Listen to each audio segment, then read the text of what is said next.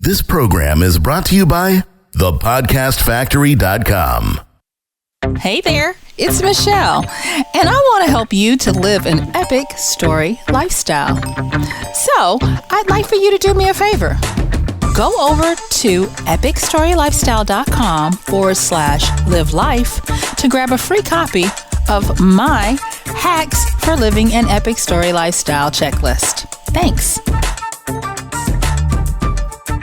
You are listening to Epic Story Lifestyle. Welcome back, boys and girls, to another edition of Story Time with Michelle Spiva. How about it, Michelle? Hey there, JR. How you doing? Doing awesome. Can't wait to see what you have in store for us today. You know what? I'm talking, well, then I'll just get to it. I'm calling this The Struggle is Real.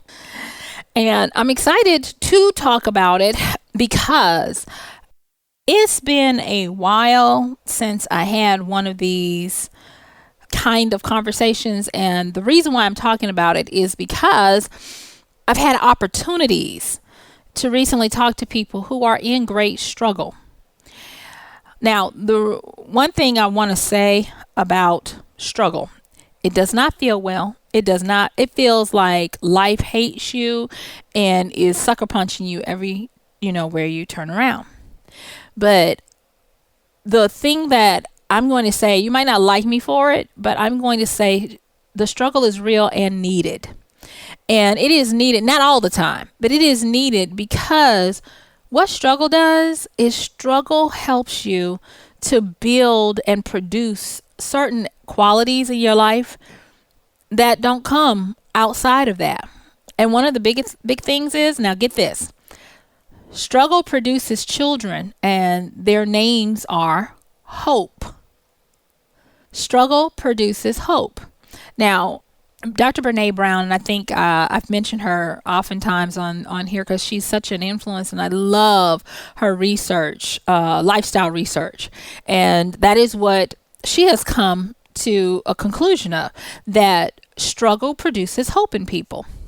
But I want to do one better, and I want to talk about ancient religious understandings from like Buddhism and Christianity and Judaism and all the different ones. And I'm not going to try to go individually.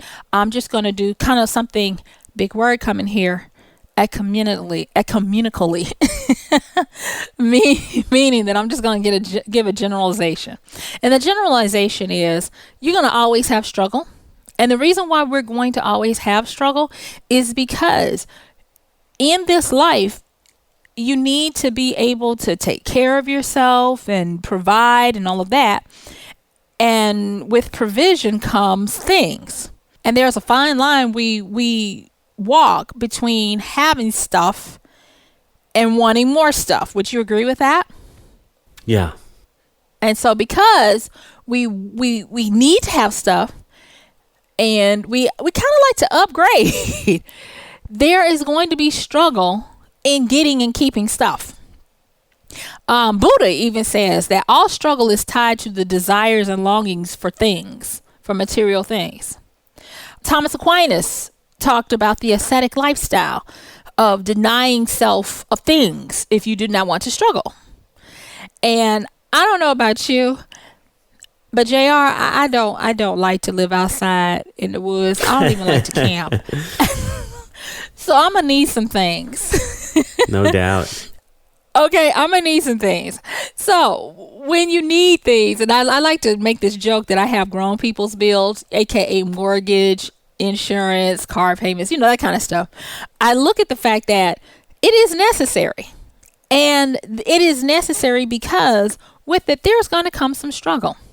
My average person, hopefully, you are experiencing a healthy amount of struggle. I'm excited because there is actually a show I'm going to do. I talked JR into it, and I'm going to be talking about how to get off your parents' couch and how to live independently, fearlessly. And so I'll be referring back to this. You have to have some struggles, because if you don't, there is no real desire for a different way of life. That desire for a different way of life is called hope. Remember, hope is the child of struggle. So, if you are living out in the woods and it doesn't bother you, there's no impetus to do anything, to move your station, right? Yeah. And so you become what? A hermit.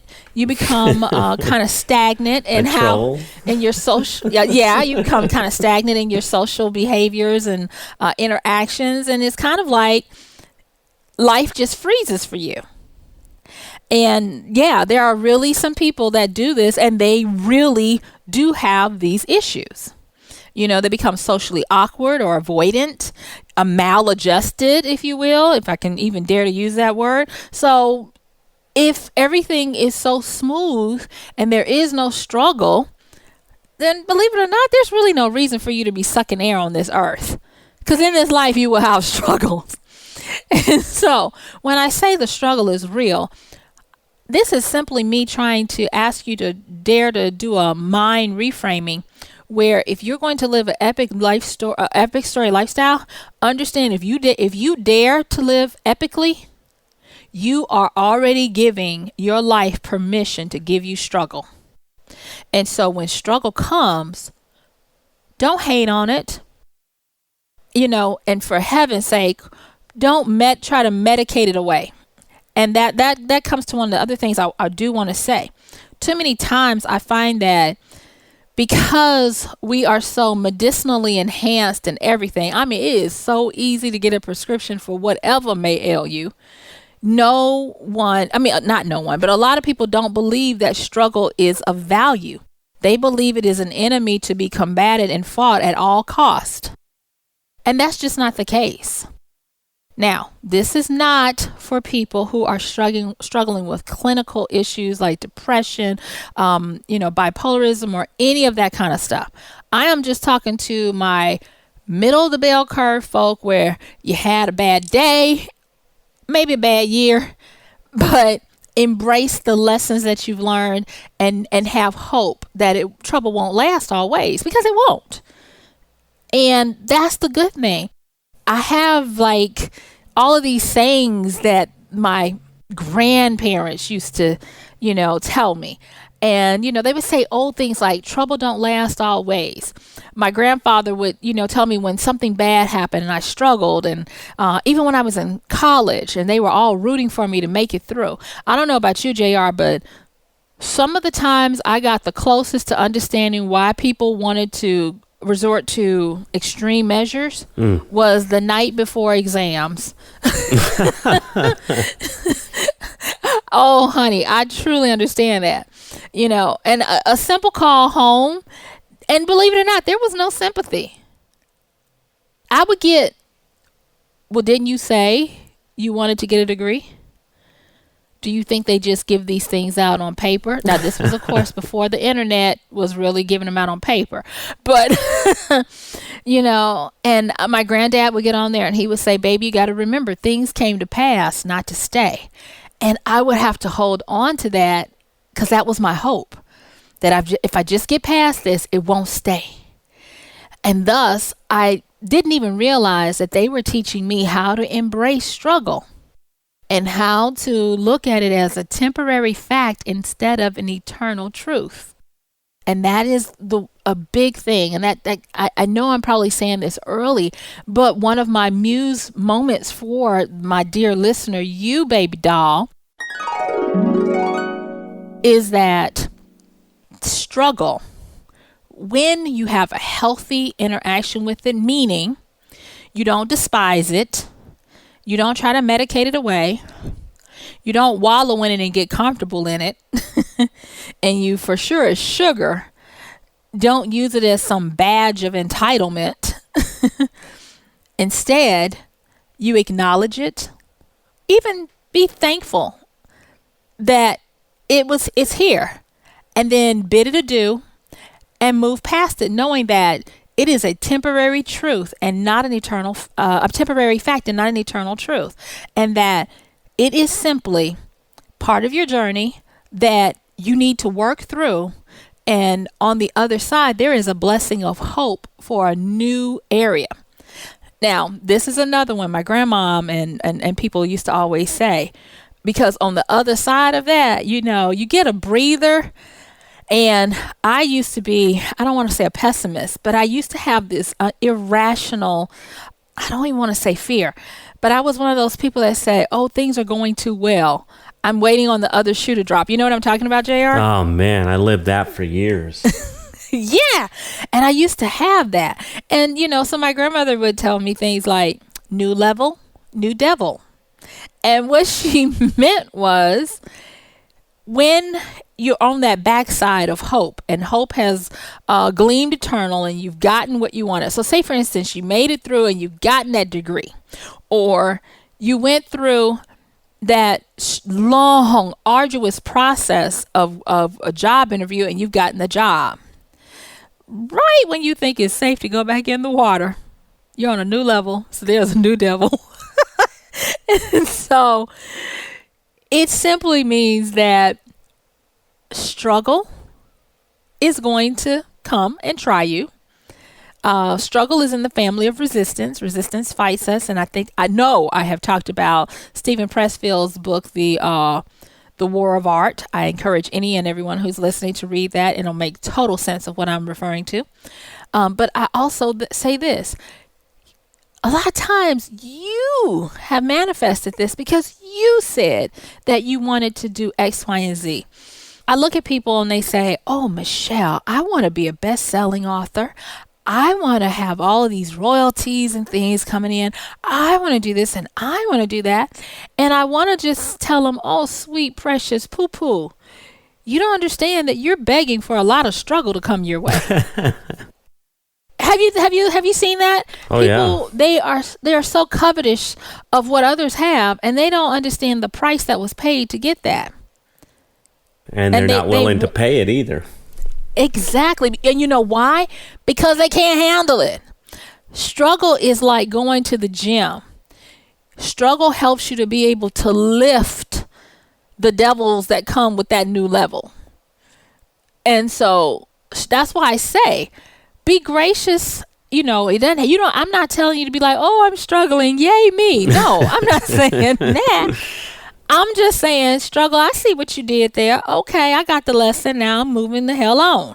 And you get the lesson, and you have your Neo moment where you hold your hand out and say, enough, I got it.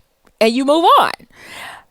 But there is a gift in that struggle, in that it helps you. Let me give you a for instance, okay? I see a lot of people who want to have these stations and reputations of the powerful and even the rich. Think about what the average A-list celebrity goes through with just being a celebrity, not having to audition for roles, play the bureaucracy of the industry, deny themselves food so that their bodies can look a certain way. Just think about what happens when they're not working and they have a life where people call paparazzi follow them and try to take pictures of your kids and try to crystal ball them all the time and tell what every gesture they made means.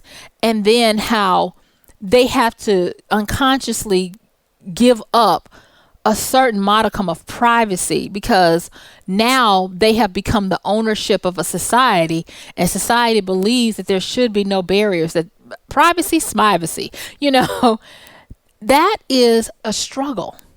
And they're willing, most of them, to pay it for the hope of their celebrity or even the art and craft of what they do. Because there are a lot of them that actually do love acting, and that's what they want to do. So they are willing to struggle through all this crap that they go through in an everyday situation to have that hope and that glory of being that great actor, of receiving those accolades, and to matter. We talked about that in a different show, and to do and have something that matters. Now, what if, and this does happen, what if you had instant celebrity? Think of reality stars, not categorically, not all of them, but think of people who get instant celebrity, and with it all the trappings of the public scrutiny and all of that. What normally happens to them emotionally, mentally, and even sometimes physically? Breakdown. Exactly. And you know why? Because there was an absence of struggle to have them building hope to be able to make it through this stuff. Struggle builds endurance, it builds hope, and I like to say that struggle is my own or our own personal hope factories. I believe that because all these different religions have said you will always have struggle, I believe that when we live life, all the aspirations we have, if they come with no obstacles, with no trials and tests, that they are truly easy come, easy go. And because of that, I believe, and like I said, this is my opinion, I believe that too many people are losing the wisdom of what proper struggle is. Now, I've spent these last few moments talking about proper struggle. I want to take just a moment to talk about improper struggle, because some of you out there are struggling needlessly. And I do want to acknowledge that there are certain struggles that you should not be having. If you are having struggles that bring you to the same outcome over and over again, meaning you keep choosing the same crazy person out of a room full of folk, you still keep choosing the crazy person that ends up having you with restraining orders you got to put out on them, or involved in shenanigans and police at the door in the middle of the night looking for them. If you keep doing that, that's improper struggle. And that means that you are in a loop, because struggle not only brings hope and endurance, it brings wisdom and lessons. And so you got to get the lessons so you can graduate. I guess I can put that another way. What if you are constantly, whenever struggle comes, you like a freaking gazelle and a cheetah mix, and you take off and you do your great avoidance and you run for the hills and you never confront struggle? You're actually doing improper struggle, because if you keep doing that, the struggles are just going to get larger and larger and almost insurmountable. So stop running and get the lesson. JR, I mean, seriously, have you seen those kind of people? They're runners. Oh my gosh.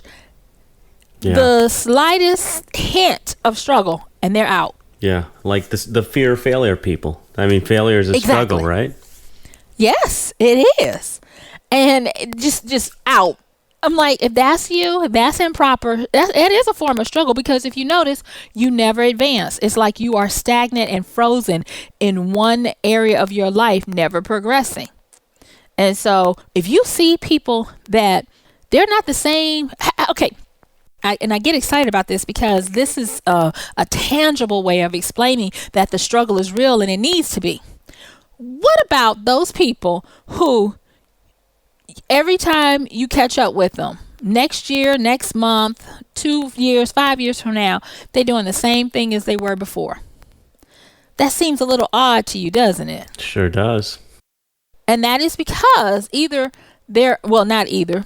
9 times out of 10, there's some improper struggling going on, and the lessons are not getting to them.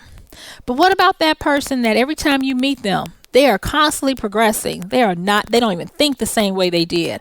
They are moving, and it's not about acquiring stuff. It is about an evolution of their souls that you can see.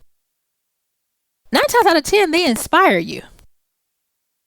Struggle does that. And you will. Now, don't think that it's just struggle after struggle. You will get respites, because that is how our lives work.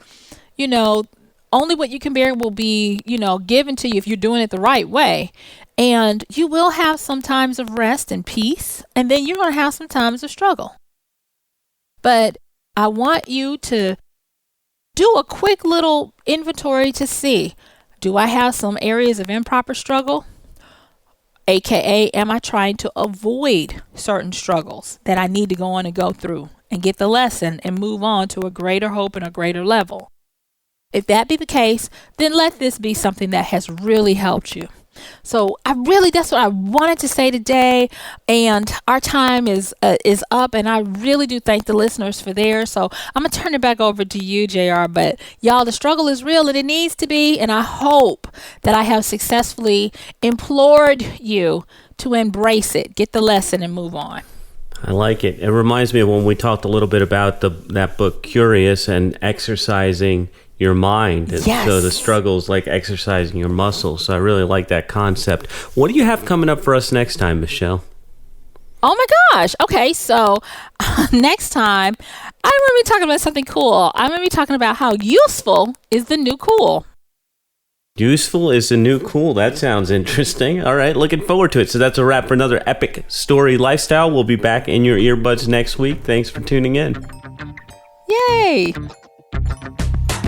Hey, Michelle here again. If you like today's show, remember to go to iTunes and in the search bar, type Epic Story Lifestyle. And when you see me, hit that subscribe button. If you really like today's show, hey, come on, do me a solid by giving a rating and a review. If you've got questions, comments, or even show topics you'd like to hear me cover in the future, tell me about them when you leave that wonderful review. All right, my time is up and I thank you for yours. See you next time. Now go out, make some great decisions that give you that epic story lifestyle.